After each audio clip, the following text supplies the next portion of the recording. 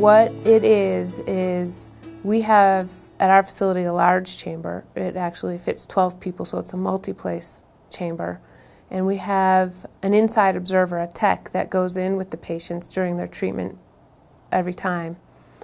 And we give the patients 100% oxygen at pressure, which is equivalent of about 40 feet of pressure. So if you were underwater 40 feet, that's the amount of pressure you would have. And what that does is it pushes the oxygen further into the tissues than you would normally get oxygen to go just by blood flow alone. So for patients where the blood flow and oxygen is, the levels aren't high enough, they can help heal a wound.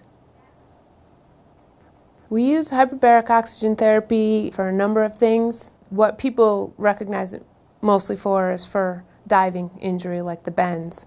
Living in Utah, we don't see a lot of that, but occasionally we do when patients fly back from their trips to the Caribbean. The other thing that a lot of people recognize it with is carbon monoxide poisoning. On a daily basis, what we use it for is wound healing. So certain wounds that are hypoxic, which do not have enough blood flow to heal their wounds, it's good use for that. So compromised surgical grafts or flaps, those types of things.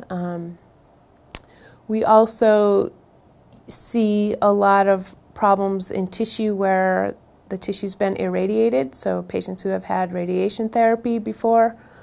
That tissue does not have good blood flow or oxygen, so if they have to have a surgery in that area, those wounds won't heal. Also, if somebody has, say, been treated for prostate cancer, then they get radiation to their bladders, and the bladder tissue cannot maintain itself, and we get a lot of bleeding.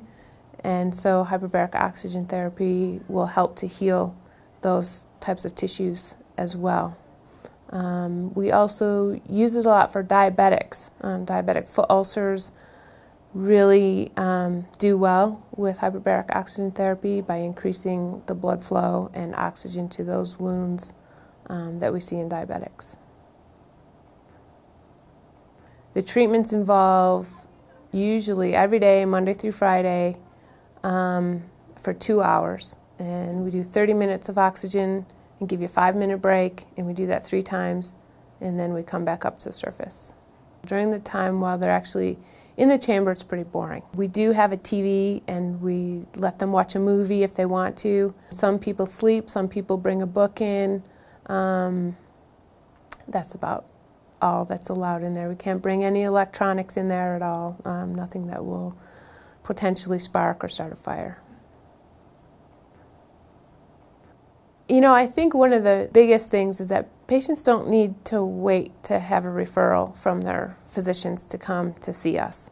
They can call us, they can schedule an appointment if they have a wound that's not been healing, or want us to take a look at something. It's easy for them to just call themselves and make an appointment. For more information about this physician or to schedule an appointment, please call our referral line or visit notbiggerjustbetterhealth.com.